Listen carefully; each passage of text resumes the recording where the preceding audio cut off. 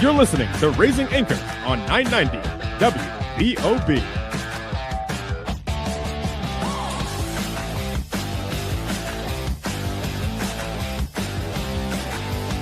Welcome to the Raising Anchor Soccer Show with Matt Entrican and Jason Carey.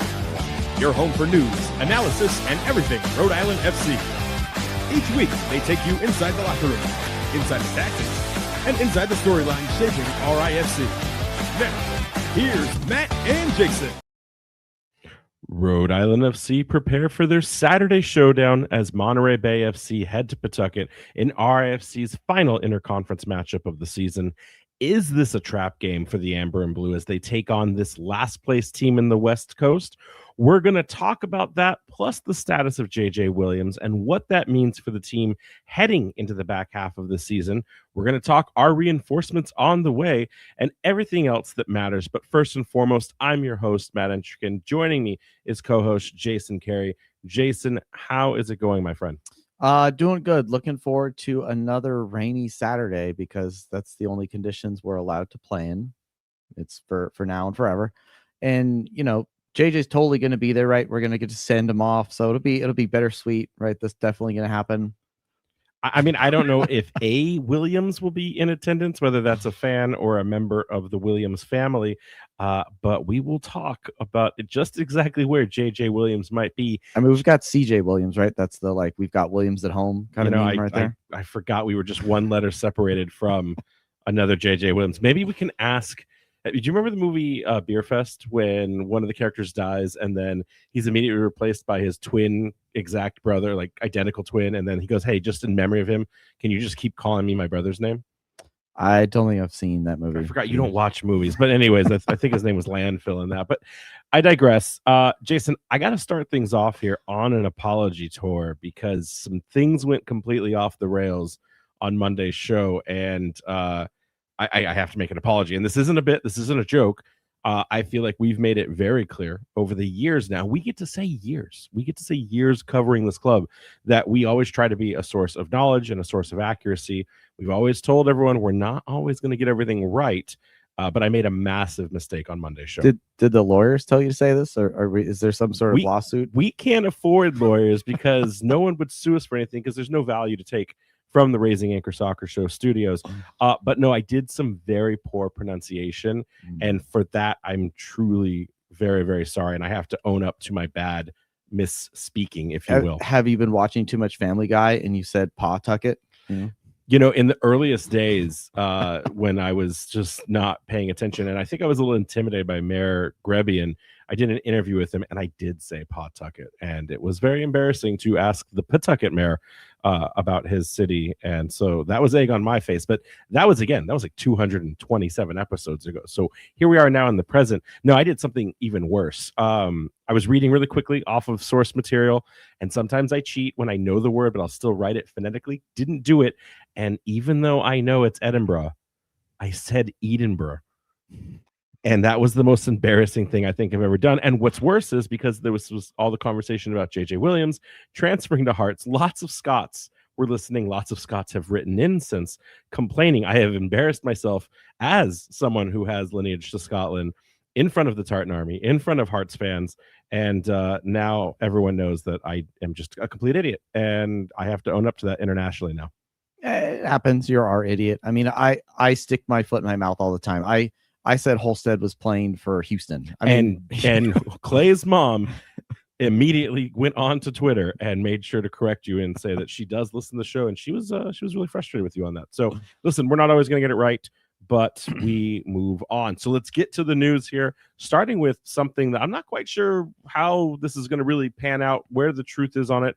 Reached out to some sources today, had not heard back. I think there's some bigger things going on around the organization right now, but a Twitter account called UFL Fans announced that they were told that the Birmingham Stallions franchise would be moving to Centerville Bank Stadium in Pawtucket coming up for this coming season. And they went on to talk about how USL stadiums and Major League Soccer stadiums are more perfectly positioned than like 40,000 capacity college programs and their stadiums infrastructure.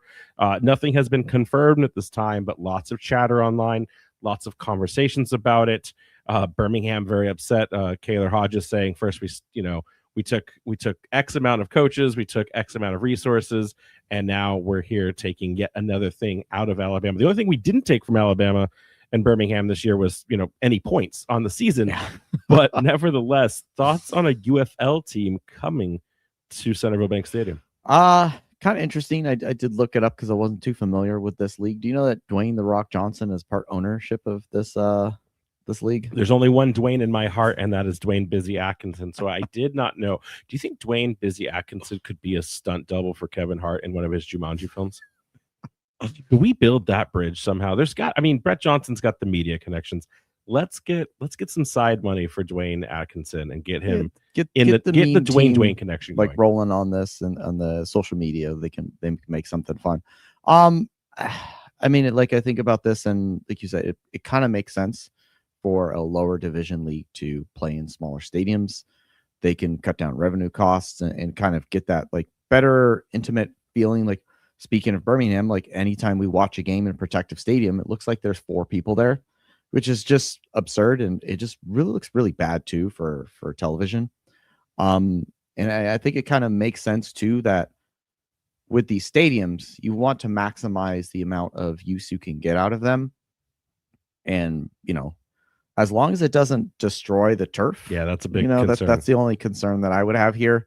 I know we have some state-of-the-art super drain technology turf, but can it handle everything wear and tear? Gridiron football? Right. Like that's the only thing I'd be concerned about there. Speaking of gridiron, there's an irony here as we try to build, because now that we're Kawhi Leonard's team and we sell players we're in the on to Kawhi Hearts, Leonard era. Right. We're kind of a big deal now. Is it not lost on you that the United Football League is playing where the United Soccer League is? Can you imagine the international fan who wants to learn some more about Division II football in America, and they end up going to, if they keep the name, obviously Rhode Island Stallions does just not ring any kind of fun names out there, but like, could you imagine the confusion and chaos we might sow? Like a player who's been told by his agent, yeah, check out it's the football Rhode Island league. Cohogs, Yeah. I'm just saying, like, it's the football league in America, and they type in United Football League that plays in Centerville Bank Stadium, and voila, I'm going to be playing gridiron now. Anyways, the only thing I have a concern with this, and it may be stupid right now, but you got to ask yourself, a lot of the ambition that Centerville Bank Stadium has had in occupying these other events is that, like, I've never seen something that, with the exception of maybe Boston Legacy, because I think they're outperforming Rhode Island in terms of attendance and like maximizing the venue space. There is a concern about a team moving in permanently that could eclipse Rhode Island FC, because then, this is Rhode Island FC's stadium. I don't know the draw for UFL yet. I don't know the appetite, considering, we talk about being so close to the Revolution nearby. It's the closest geography, not rivalry, but competitive market in the entirety of soccer in America. Well, then you could be doing the same thing now for football, minus no, it'd still, I think, be the same, even with like teams that have because there's teams that have professional football and there's like 2 teams in one town. But my point is, could we be building something here where it builds a following or a gathering as this gets steam under it to eclipse that it's Rhode Island FC stadium? Should we even be concerned about something like that? No, I don't think we have to be too concerned about that in regards to it's always going to be RIFC's home. If you talk about that, like being eclipsed, like that's something that happened 10, 15 years down the line. And at that point you have to look at the club and say, well, you really dropped the ball here. You can't put a competitive team out there to actually go out and like challenge for trophies. Speaking of football, and perfect segue into JJ Williams, there was that promo on all of the socials for Rhode Island FC over the last couple of days with JJ Williams running some routes and throwing some passes as if he was in gridiron. A lot of people recognizing they got to get the JJ Williams promos out there, because there's a good chance that maybe our star forward isn't going to be around anymore. We talked about it, that we thought and that we had heard that he was gone, but we also reported that it hadn't officially been announced as of that time. I'm now being told that the ink is dry. The deal is done. It's just a matter of timing for that official announcement. We do know, and we have been able to confirm, Williams has not trained at all this week with Rhode Island FC, that's a pretty large indicator that Hearts wants to keep their new acquisition as healthy as possible. We've also heard from other individuals that he is on his way this weekend. So for those of you that listen on the road on Friday mornings, there's a good chance that he is on his way to Scotland and Glasgow. As you're listening to this, some people were talking. I think there was a fan in the Discord of the team who was talking about visa immigration. He was very familiar with Scotland's process on how that looks. So those timelines do seem to be pretty accurate. I know fans were kind of hoping like, hey, if there isn't a rush or if he doesn't need to get out there, can we at least see him, say goodbye to the team and, maybe do a wave off on folklore night? Unfortunately, that's the biggest tragedy of soccer is you can't get attached like that, because when they're gone, it's instantaneous. I can't think of how many times we've seen our favorite players, our heroes, just ripped away from their club, because at the end of the day, soccer is a business and business has got a business. Yeah. So, you said you've been in talks with the team here. Is Foyo the replacement? Are they sniffing around trying to find any other strikers out there? So it feels like we're getting a little thin up there. I did have some conversations, and from what I'm being told, Foyo was indeed an add-on and not a replacement, meaning that these two deals, there's no real correlation to them. It feels like in the conversations, and I should get some more on media day tomorrow, it feels like the intent is that, and the reason it's a multi-year deal is that Foyo is designed to be a player that works his way into the starting 11. Now, what that on-ramp looked like and what that acceleration was supposed to be is anyone's guess. Remember, we haven't heard anything about Williams getting an extension ahead of this offer from Hearts. So was Foyo designed to be the understudy in waiting to then become the next version of our forward attacking strike force? Or was he just going to, supplement and make Williams look better along with himself? Either way, whatever that was going to be, those plans now changing rapidly, but not connected to the Williams departure. And from everything I've been told, again, they do see Foyo as, unless he just is a complete wash and does not pan out, they do see Foyo earning a spot in the starting 11. Now, how fast does that happen now? Maybe he has to hit the ground running. If you're Foyo, you're salivating at this chance now. Think about Logan Dorsey. I don't know if he's starting for FC Tulsa or if he's in like getting 40 minutes a game consistently, something we weren't doing, fair to him when he was with Rhode Island. But, if you're Logan Dorsey right now, you just got to be like, man, if I had, obviously nobody knows these things, but it's like, yeah, he could be the star. Like, he could be the guy right now. So don't know that. Also told that he was not the replacement for Dorsey. So this is a different type of profile. Obviously, you're buying a player instead of getting a loan. So you've got to think RIFC, we know this just by watching tape of Foyo. We know that this isn't the same type of player as Williams. So you've got to imagine that Rhode Island FC's attack will be evolving over the next 12 months. Utaro wasn't a swap for anyone either. It was just a different dimension on that left wing. You still have Afonso to alternate different types of things you want to see out of it. So I think whatever happens for the rest of the season, I think we're going to see a very different version of attacking football from Rhode Island, either from now to the end of the season and into 2027, or at least by 2027, we're going to see Kano do another bit of that, Kano Smith adjustment and tinkering there. The only other thing I'm hearing, back to your initial question about, is there a replacement coming? I have heard from sources that RFC will be bringing in another player as long as it makes sense for the club. That will be more JJ-esque for the rest of the season, but let's be honest, it's really hard to replace a piece like JJ Williams in the squad.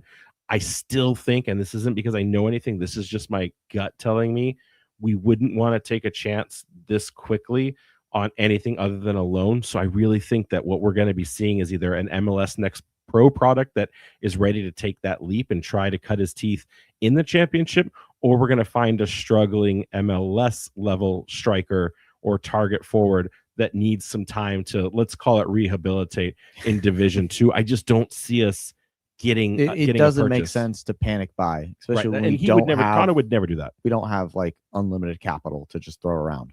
Right. So with the window closing and the season running down, this move has to materialize soon based on whatever this loan could be. The only thing I would say is that based on where we need to be, The real question is going to be is how does Foyo fit into the interim, right? Is what will that look like over these next 2 to 3 weeks? We're going to talk about how we think that lines up for Kano's strategy in his 18-man and possibly starting 11 when we get back. But don't go anywhere. It's the Raising Anchor Soccer Show. Thank you for listening to tonight's broadcast powered by Sprout Coworking. For all your business needs, large or small, visit sproutcoworking.com. Powering 990 WBOB, that's sproutcoworking.com. Now, let's get back to the Raising Anchor Soccer Show on 990 WBOB with Matt Entrican and Jason Carey. Back here on the Raising Anchor Soccer Show, and it is time to talk league standings because while we didn't have any midweek action, some teams did. And did that impact Rhode Island FC at all, Jason, or are we right where we were last time we checked in? No, yeah, taking a look here at the league standings here as Monterey Bay head across the country for Taylor Swift night. RIFC there in 7th place in the Eastern Conference on a 7-4-7 record with 25 points. Talking about our head-to-head record against Monterey Bay, we've come against them twice in our history. So one of the West Coast teams that we've actually seen each season so far. And guess what? In classic Draw Kings fashion, both matches were a draw. If you had told me that we have drawn every single time against Monterey Bay. Did we remember that we've never beaten them when we were talking about that? So when you know how we talked earlier this season, like it's Boogeyman vanquishing season. We finally have we've beaten every team that we've never been able to find success. We asked like what team do we need to go out and prove that we can beat next besides Sporting Jacksonville? I didn't realize Monterey Bay had to be added to this list. Yeah. Again, have we been living a trap game lifestyle our entire lives? We just can't beat bad teams. Monterey Bay has never been good since we've been in the league. What is going on? I don't know, but kind of going back to that first meeting that was back in March 2024, it saw a kind of back and forth game there, 2-2. Albert Dequa getting a brace there. I think I remember the match was really windy. Yeah, the corner flags were just getting knocked over. Can we talk about Albert Dequa getting a brace? This was the second game ever in club history. He was the first real Rhode Island FC goal scorer, and we were telling ourselves, yes, the golden boot from 2023 is here. We will never lose a match ever. And that lasted literally until the next game where he scored a goal, and then we lost that game. So then fast forwarding to our second match there back in May of 2025, 1-1 draw as they came up to Centerville Bank Stadium. The man, the myth, the legend, Joe Brito there coming off the bench and salvaging a point for the Amber and Blue. Do you remember that goal? That was the volley. Yeah. Outside the box. Like that was probably, we all think in the moments, like what are our favorite goals? And like that one's easy just to forget because it's Joe Brito.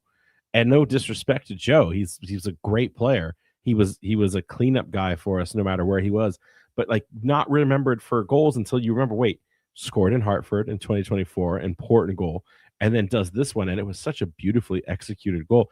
I think this one should have been in contention. If it wasn't, and I'm just blanking on it, but this should have been one of the goals of the year contenders. That was a phenomenal goal from Mr. Joe Brito. Yeah. So never beat Monterey Bay. Do you think it's finally time we beat those Kelpie stands? Do they even still do the Kelpie mascot? I was watching tape on them, and he was in the crowd celebrating with fans. So, I mean, I hope they brought him then. I hope that mascots should come with the clubs. That absolutely. Way, build the brand, build the hate, build the collaboration, whatever you want to build. Just build something like dumb challenges during the halftime show. Bring a 19th soccer player with you, and if you have a scratch, then you can't dress him, but if your team remains healthy, then he's just a mascot standing off by the side. It's perfect. But okay, let's talk the big things here, and that is the starting 11 for this matchup on the weekend. We did this intentionally, so for the first time ever, we cannot actually predict a starting 11. There is a spot, a very big hole at the top of this roster. But Jason, walk listeners through who we think the 10 of the 11 are. Yeah, so essentially we're looking at a very similar 10 that we've been starting here for a while. Coque Vegas in net with a back four of Nick Scardina, Grant Stoneman, Frank Nodarce, and Aldair Sanchez, with Amos Shapiro-Thompson and Ugo Bacharach as your holding midfielders. Jojea Quezera, Pitti Rodriguez, maybe Noah Fuson. We're not sure because there's, Utaro Sukata is definitely going to start. But then, we don't have a striker. Right. So, and like that's the weird thing, right? We have wingers and we have, attacking players, but we do not have like a through and through labeled forward right now. I mean, on we this team. do, but he's on the season ending. Well, so we don't have him then. Like, come on, we don't have him. So let's just talk about this. Let's spend some serious time talking about this. Who in the world is going to step up into the forward number 9 spot in this game? Before you make your case, I would like to say that I don't think it's going to be Osman Foyo. And the reason I don't think it's going to be Foyo is because despite Williams' departure, Foyo hasn't played a match since April. That was his last league official game with AFC Wimbledon. After that, he was relegated to the training squads or the depth of whatever happens in League One, and he was in the National League for a bit there too. So he's training until he's cut, and then he's got the summer. Now, obviously, when you are cut and you're looking for a contract, you're staying as like physically fit as you can. You're not taking it as a true vacation. But then he's got to take these different options. He's still in a basically preseason mode, and he has yet to play a single minute at best. And we're going off of when we saw him in social media and when they announced that he was here. The earliest official timeline we could say we saw him was last Wednesday. Team got 1 day before they flew. They take 2 days off, so they took the Sunday travel day, Monday, and maybe did Tuesday regen. So he's done actual training with this team for less than 50 hours of total time. Despite whatever the caliber of what he is, knowing that that's what it is, I'm not saying he won't make an appearance on the game on Saturday, but unless Connor knows what he's getting and we just haven't seen it yet, is there any world where you think Osman Foyo is actually going to start this game on Saturday? Probably not. I think we actually see one of two things. I think we either see Noah Fuson or we see Kevin Vang. Well, we basically see one of our kind of attacking midfielders play as basically a false 9, is what I'm thinking. So what, like Leo Afonso steps Maybe. in? Because he can masquerade as a forward. He's done that in his time with Inter Miami. He's just seen more productivity on the wing. And you could argue the same thing for Noah. We've had Noah in both the double with Chico, when we used to play at well 3-5-2, he sometimes would be one of those two forwards. Right. And then if we had to drop a player and change tactics towards the back line, or we were down a player, Noah has played in the single striker role, albeit very, very little amount of time. Are we saying that Noah Fuson is returning to striker chaos? And is this the resurgence then of the Centurion himself? Or would you rather see Afonso? I maybe want to try and give Alfonso a chance, but at the same time, both of their forms have been kind of a little inconsistent this season. So I kind of want the striker Foyo to be out there, but I'm kind of feeling the same way. I think he gets a half or maybe 30 minutes. I don't think getting more than 30 minutes in this game. I just especially considering we didn't see him even make the cut last week. I think we're going to get a 15 to 30 minute performance out of him. And if I'm wrong, fine, so be it. But I just don't see it. So then, okay, Noah Fuson, we're locking it in. That's our target forward. That's our striker. Yeah, why not? All right, how many goals does he get in this game? Because this is Monterey Bay, one of the worst defenses in the league. How many? Again, we talked about this is Foyo's chance to shine. Well, this could be Noah Fuson's chance to shine and like get back out from whatever shadows he's been stuck in with JJ Williams and Jojea Quezera just doing a lot of damage on the front lines. You could, if Noah Fuson gets the nod here, this could be the most important game of his entire life. Could be, yeah. I mean, it's a good opportunity for him to go out there and get a goal against a team that really doesn't know how to defend very well. True. And unfortunately, what they won't have to worry about, and I love that this listener wrote in about it, so I thank you, Jake, wrote in, so the throw into the mixer is dead. The throw into the penalty area is no longer going to exist because we lost Clay, who is the original progenitor of throwing. Now JJ being gone, we have no one. Do you think there's anyone strong enough left to throw it in that we don't then lose out on actual height in the box? Is Rory Delap still playing, or did he retire? Yeah, I don't know if there anyone else on our team who has that ability. And then at the same time, though, unless we're in a position where we're bringing all our center backs up front, like with no target forward, maybe that's just something that kind of goes to the wayside for a bit. I agree. Thinking about who the key contributors to this match is going to be, we're going to talk about Monterey in the next segment, but I think a lot of people are going to be going in this game focused, putting all their attention on the front line, right? We just had this conversation about who would it be, but beyond who actually fills in for the role, I think that this game is going to be actually more focused on the back line and the maintenance that Rhode Island needs to demonstrate in this resurgency game after the loss to Tampa. Remember, we didn't score against Tampa and we allowed 2 in, even if one was in added time. I think for Kano, if it was me running this team, but certainly I think for Kano, we've known the emphasis he's put on a complete performance, but it starts from the back. I think the focus really in this game is going to be managing expectations and managing shape and tactics off that back line. It starts with the keeper and Koke Vegas, but then just making sure that you're keeping your goal area free of danger at all times.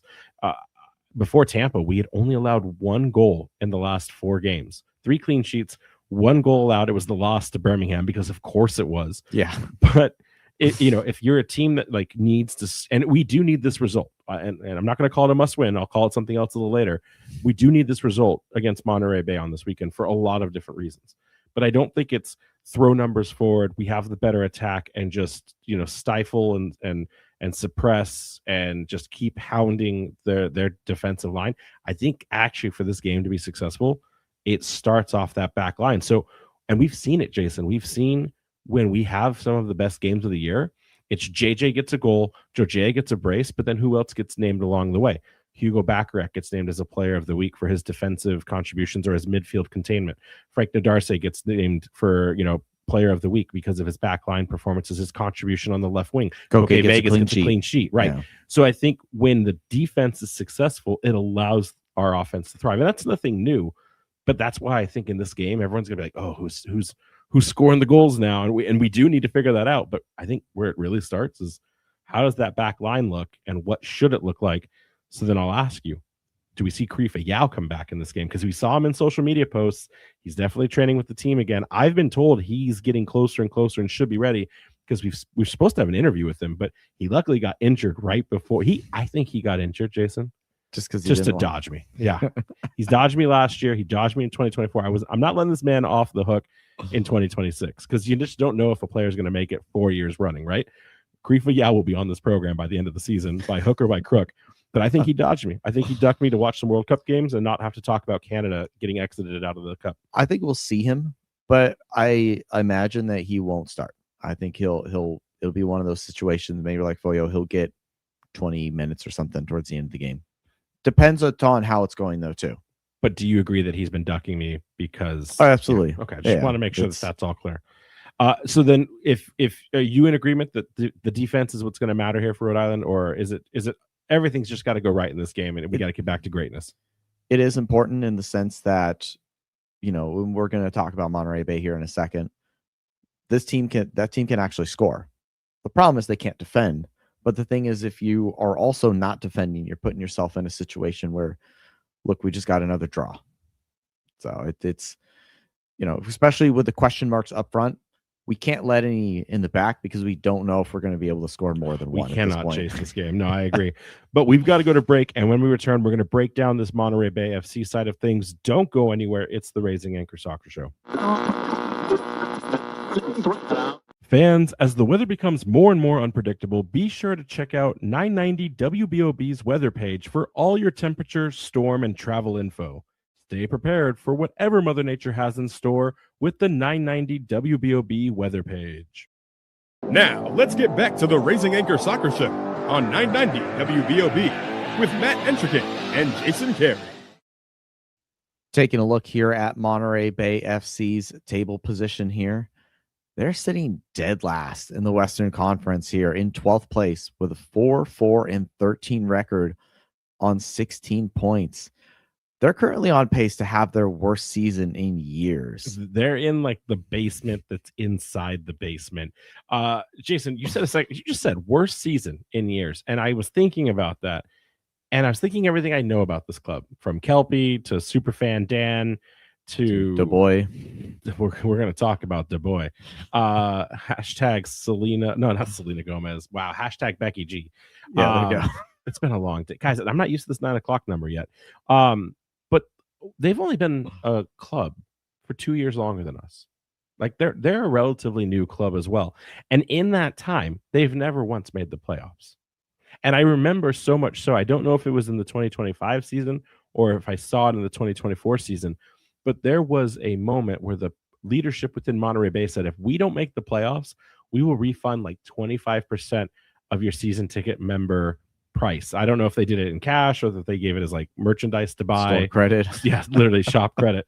But they didn't qualify. And they haven't qualified in any season. So like you go and say like, okay, they're bad. And then you said this will be their worst season. Like, well, how much worse can it be? Did some digging. They've played the most games in the league so far here in 2026. Like they don't have games in hand. They don't have a hope and a promise of potential and down the road. They have 9 games left. And they will need a minimum of 13 points out of those 9 games to just meet their most recent bad season, let alone that this could be something worse if they don't hit that. But the problem is that they have to run through 5 matches of the 9 against top 4 current conference leaders in both conferences. And of that, there's only of the 9 games, only 2 are against non-playoff contenders right now, which is Phoenix Rising, who Phoenix has already beaten them, and they're a cagey, unpredictable team. And the other one is Sporting Lexington, who also beat them already earlier this season. And, you know, they have a roster good enough to get 4 on Tampa Bay in Tampa Bay, which is something nobody else has done this season. I think you're not wrong. I think this could be the worst season in Monterey Bay's very short history. It's tough to be a Monterey Bay fan right now. Yeah, they're really struggling over there. You know, in their last 5 matches, they've lost 4 and drawn 1. Was it 4 consecutive? Because the most recent's the draw. I watched. Yeah. So I'm at. So I don't ever want to they've actually feel it. Did 5 I think it was 5 losses in a row. Could you imagine this club, Rhode Island FC, losing 4 games in a row? Like the fans freak out when it's happened 2 times. Could you imagine the chaos of New England fandom if Connor Smith, let alone lost 3, but 4 games in a row? Oh, we just pushed Centerville Bank Stadium into the river. Yeah. So during that time, they scored 6 goals, but they gave up 12. So not really doing themselves any favors there in the back end. Kind of extrapolating that to the whole season, they've only recorded 4 wins this season, and all of that came within a span of 1 month. It was from May 23rd to June 20th. I'm assuming that has something to do with Jordan Stewart's departure. Yeah. So, and then also, but if we take a look at the teams that they beat, they're only teams that are also in the basement. So they beat Sporting Jacks, something we haven't done, but you know, they did beat them. They beat Loudoun United, who are kind of a tire fire this year. And we've without done it Martin once Ryan so far ever in our club history. Yeah, and well, that's just because Martin Ryan's gone. That team is not the same. Oakland Roots is not doing that well, my friend. So yeah, don't say it's the Ryan Martin effect. At this and then also they somehow beat Birmingham Legion FC, which we couldn't do this year either. Are you allowed to do that? Are you allowed to beat Birmingham Legion? I don't think so. We'll have to ask Kaylor Hodges about that one. Their defense is diabolically bad. They've only had 4 clean sheets this entire. They've played the most games, so 21. So that's 17 games this season they've been scored on. They've led in 37 goals. The only worse is Sporting Jacks, and they're a brand new team, so it's kind of like you gotta Sporting give them Jacks a bit of Brooklyn get an asterisk for the year. Yeah, but they also have 13 losses too, so they're not even getting draws. And only Sporting Jacks also has more losses. So 16 points in 21. That is rough. Listen, the fact I went and polled, and it goes back to something we said when Colorado Springs was in town. If you remember at the time, I told you Colo Spigs was the 2nd worst away team on record going into that match. Do you remember who I told you was the worst? I think it was Monterey Bay. Right? It was Monterey Bay. So Monterey Bay this season has a 0-3-8 record, 0 wins, 3 draws, and 8 losses out of 11 matches played on the road. Sporting Jacks technically has a better record on the road, even though they have 0 wins. You could argue, well, they have only 2 points from the road with 2 draws and 8 losses. but they have more games left to play, so that you could say game in hand for Sporting Jacks to have a better road performance. They have a negative 13 goal differential on the road. It's the third worst in the league. And it's weird that you said a second ago, the teams that they've bested and the teams they're trailing, the only two teams they're better than this season in away performance when it comes to goal differential, Sporting Jacks and Brooklyn FC. So it's like, it makes you ask, like, for a team that's been in the league now going on their 5th year, what is holding this team back? Why is this team so terrible right now? And I think a lot of it has started with the transition about these coaches that have gone through kind of some flux. Yeah, and you had mentioned, so Monterey Bay FC started the season continuing on with Jordan Stewart at the helm. Biggest mistake ever, by the way. Yeah, so after the first 7 matches, 5 losses and 2 draws, they decided it was time to cut the cord there, and they brought in Alex Covello. He's a former goalkeeper of Spanish origin. Spent a little bit of time in the second divisions over there in Spain. But then he came over here to the States. I think he actually had some USL kind of time there as well. Is he their backup keeper like they were doing? Maybe. But so he actually spent some time with the San Jose Earthquake organization. He was an assistant manager for the team.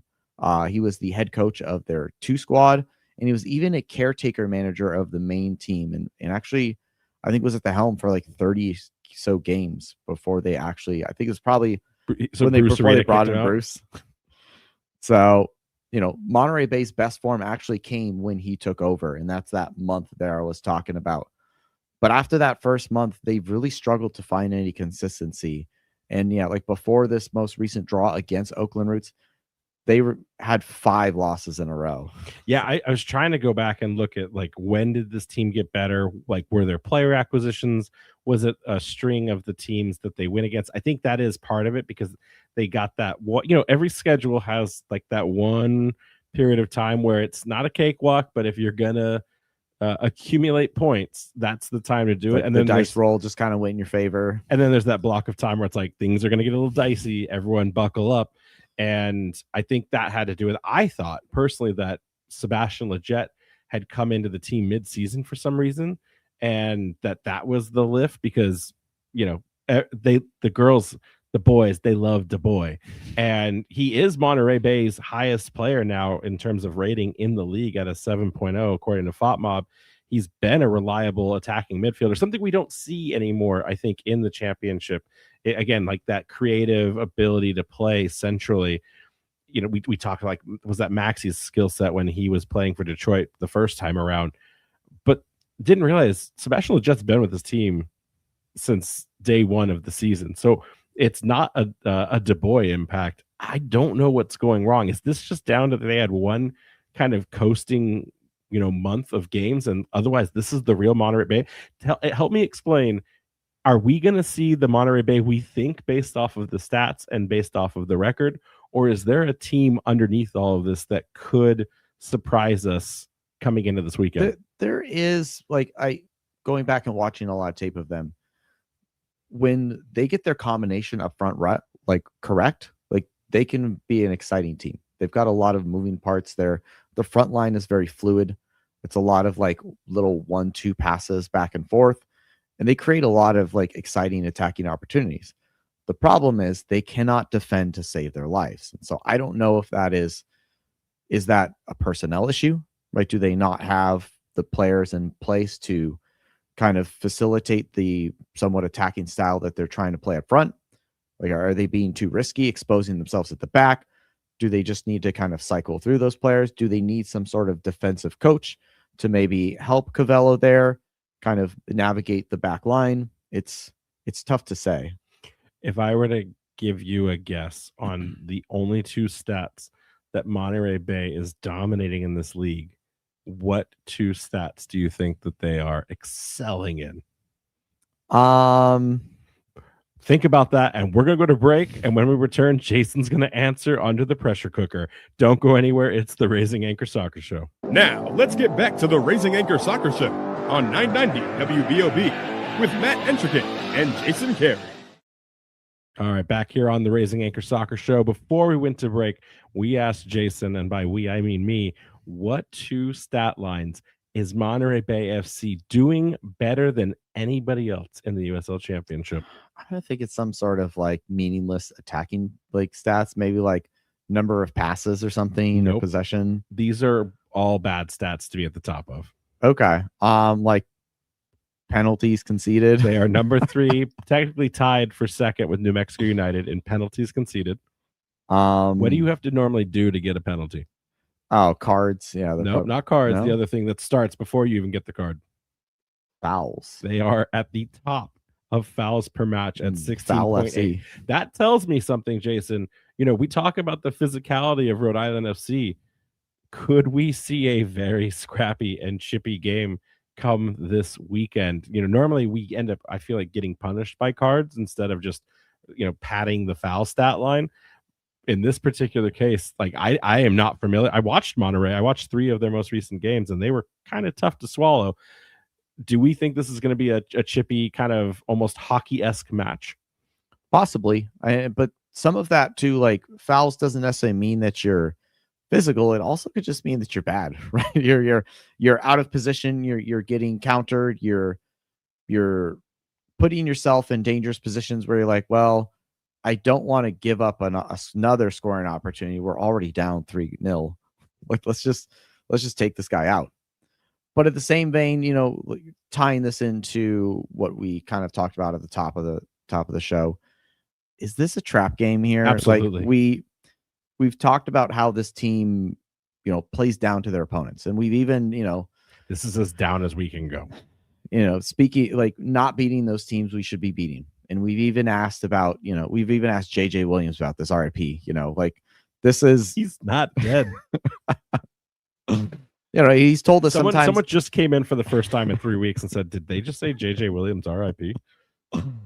And like we've talked, he's told us about how it's important about what team comes out of that locker room.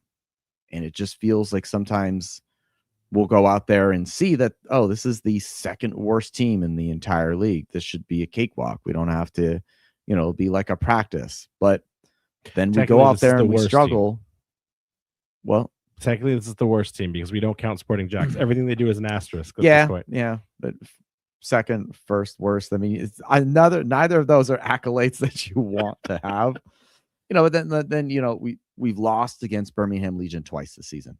They have not beaten anyone else in the league, right? You know, we couldn't beat a Sporting Jacks, who is maybe the worst with an asterisk, when their defense is just vibes. And like, sometimes it feels like, what are we doing, guys? I mean, you could argue the Sporting Jacks game was our first game of the season, and we had some bugs to work out of the system there. I don't disagree with you. And listen, we continue to preach. In fact, I was talking to someone at the club earlier today, and they went and preached as well. Like, Matt, we got games in hand. We feel really good with where we are right now. And it's like, I'm saying that too, but like, you got to win those games. And if you don't win the games in hand that bring you up to equal, you can't lose the games before you really have to depend on those games to get you across that finish line. Sometimes having those games in hands almost feels like a double-edged sword, because it's a crutch. You keep saying, nah, it's fine. Well, we've got 1 or 2 more games in hand. And all of a sudden, slowly they start to run out. And before you know it, I didn't make use of any of those. So do I agree that this is a trap card game? 100%. This is probably the biggest trap game Rhode Island FC has been in their entire history as a club, but it definitely, at least in this season. I'm not going to call this a must-win game, but I do recognize that if Rhode Island FC does not get all 3 points on the weekend, again, those games in hand start to mean nothing. And I think that this game will be the test on whether we get the home playoff berth that we all really, really want to still see happen. And I think we're all really worried now with JJ's departure that this isn't going to happen. So you look at it, and there's a 5-point gap right now between, because remember, we're technically tied in points. We're in 7th, but because of tiebreakers, we're at the same level of points as the 6th place team ahead of us. If you look at what's going into this weekend, there's a 5-point gap between 5th and the 6th and 7th place teams. 4 of the top 5 teams this weekend will be playing teams that they should beat. There's 2 teams play. I think it's Detroit and Tampa Bay have to play each other, but every other team is like cakewalk. They all should get results out of this. And so if you imagine that each of those teams will go up by 3 points, that gap widens to 8 points. Those two games suddenly don't matter if you win both of them, because it's 6 points that it's that imaginary courtesy ladder you're giving yourself. Yeah. If you don't continue to stay in the shadow of Pittsburgh right now, that ladder is just not long enough to get where you want to go. And then you have to start really relying on the rest of the results. I mean, we need to win a majority of the games for the rest of the season, but this is a game we should be winning. This is a game we kind of really need to win to prove to ourselves we can get into that position we want to be and get there comfortably and not desperately. So yeah, is this a trap game? Absolutely. The question I have for you on the flip side is, because there's so much at stake, and I bet the players realize like this might be the last freebie of the season. I know we have Sporting Jacks one more time. Loudon, I think, has been completely broken at the spine at this point, but like this is probably the last like layup game. Do you change your mentality now? Do you go out there and do you play like JJ Williams said and be that team that needs to respond coming out of that locker room on Saturday? I mean, you don't want to change your mentality, but the team is probably going to acknowledge that JJ's gone. And what they need to do is go out there with a chip on their shoulder and prove that like we are a team and not just an individual, and not that we need to rely on him to win the games, and that, obviously he's a good player, but without him, we could still go out there, get a performance and get a result. I don't disagree with any of that. I guess then it comes down to, we spent a lot of time talking about Monterey's terrible road record. I know we've given flowers to Kano and the group on the performances at Centerville Bank Stadium this year, but I don't know if we've reflected back on that lately. Want to talk about Rhode Island's home performance in comparison. 4-4-1. It's not as many wins as I think fans would like, but still only that one loss on the season. We can call this Fortress Tidewater at this point, correct? Yeah, I think we look at that one loss and, it's against Birmingham Legion. It didn't happen. I wasn't at that match, so it doesn't count. Then do we say there's an importance to maintain that level of protection of the Fortress and to let a subpar team come in and raid our castle? Like, that's just not something we can see on the weekend. Does that additional optic play into, like, the fans know how important these types of games are at this point? The season is winding down to a certain degree. Does that make even more importance on how this match should be played? A terrible road record, and arguably, if you just go by the losses or the lack thereof, I mean, there's only three teams that have a better record, and of course Hartford is one of them at home. But like at that point, like with only one loss in the season, we have to protect this house, right? Absolutely. And we look at this for other reasons too. This is RIFC's second year in Centerville Bank Stadium, and they still are having to prove to the casuals as to like why they need to be paying attention and why they need to be coming to these games. The sickos are going to be there, and they'll continue to be there even despite that it rains every single Saturday during the summer. But if we want to kind of maintain that high level, if we don't want, other leagues to come in and bar our house and maybe outshine us one day, like this team needs to make sure that when you come to Centerville Bank Stadium, that it is a fortress, and then you're very unlikely to go away with any points at all. I'm just worried that the goals will be sacrificed as a result of that. So my hope is we still see both 3-point victories as well as goals galore as often as possible. Jason, what does RIFC need to do on the night to get all 3 points in your opinion? Yeah, with JJ appearing to be all but gone, someone else will have to step up in the attack and start converting chances. But there's still time left in the season, right? We still have about 12 games here left. We can't really be affording to drop points against a team that's struggling this bad. They really need to come out of that locker room. They need to respect their opponents. The reality is, even as bad as they are, the parity in this league is very tight. And we see that in the competitions like the Prinks Cup or the Jägermeister Cup, where you will see USL 1 teams are not that far behind some of these championship teams. So if you go out there and you do not respect your opponent, you do not play your game, you're gonna get sucker punched. So they need to go out there, play their game, find a way to convert chances without JJ Williams, and I think they'll be fine. We've seen that this team is very strong defensively. I don't have any concerns there. We gave up goals against the best team in the league.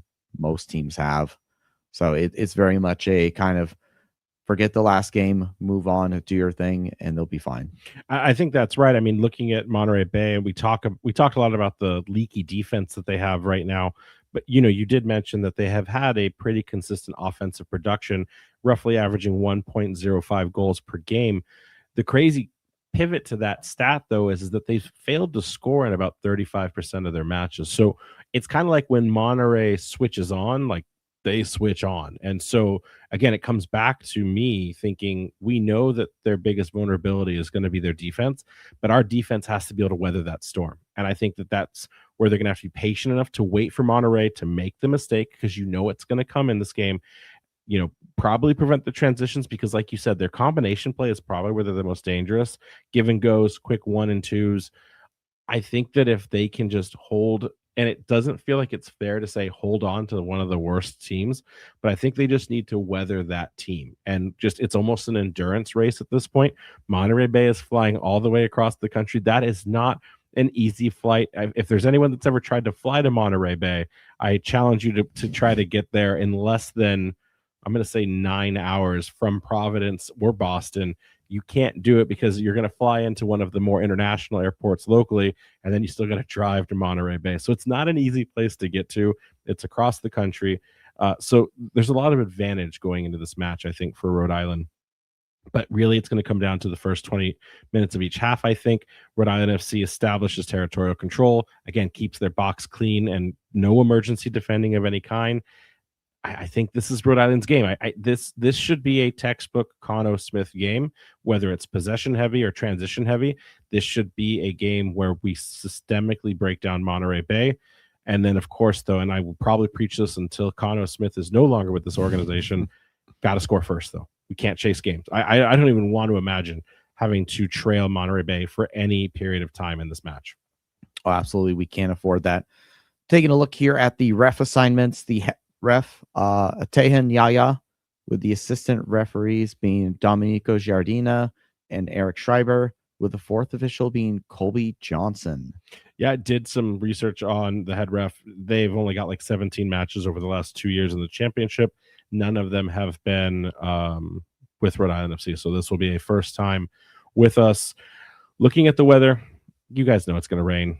I don't know if it'll rain at the beginning of the match, the end of the match, for a minute of the match, or the entirety of the match. But just know that it's going to rain, because we only score goals and we only win when it rains. I'm still waiting for the production team to change the win song. It won't happen tomorrow because it's folklore. So it's going to be Taylor Swift to the tune of Fireworks and all the different album stuff.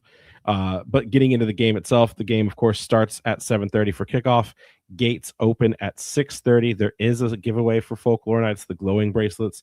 So if you bring in your kids, get in there. It's the first 6,000 that they have. I'm hearing that the game's close to selling out.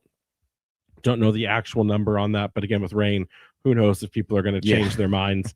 Parking lots open at 4:30 for the tailgate. And please, I've been asked to say this, the tailgate, if you don't go in early. We know Defiance does not disrespect that, but if you're in the M7 lot, you cannot go in earlier than 4:30. They had to work ruin hard it for everybody to get them to bring that back, because for those of you who don't know, at the start of the season, it was only 2 hours. And so Defiance worked very hard to get that to be rolled back. So please, guys, do not disrespect that. The staff really is only available there for lot opening at 4:30. Yeah, so 4:30. Don't get there earlier. And then if you're in the regular parking, 5:30.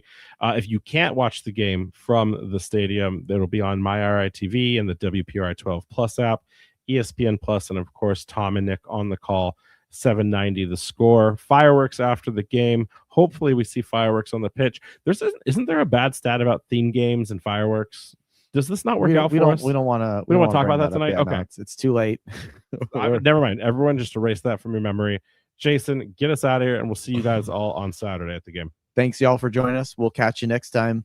Anchors up. Anchors up. You've been listening to the Raising Anchor Soccer Show. You can follow the show on Twitter, Threads, Blue Sky, and TikTok at RIFC Podcast and at Raising Anchor on Instagram. And be sure to check out and subscribe to Spotify, iTunes, YouTube, or wherever you listen by searching for Raising Anchor. Make sure to check out all of our coverage over at the Blazing Musket for all your New England soccer coverage, including RIFC news at theblazingmusket.com. Fans, we thank you for listening. We ask you to be kind and courteous to your neighbors as you leave the show. We thank you for joining us and look forward to seeing you again. Until then, I'm your main man, Juju, and on behalf of the Raising Anchor crew, goodbye for now. And as always, we are Rhode Island FC.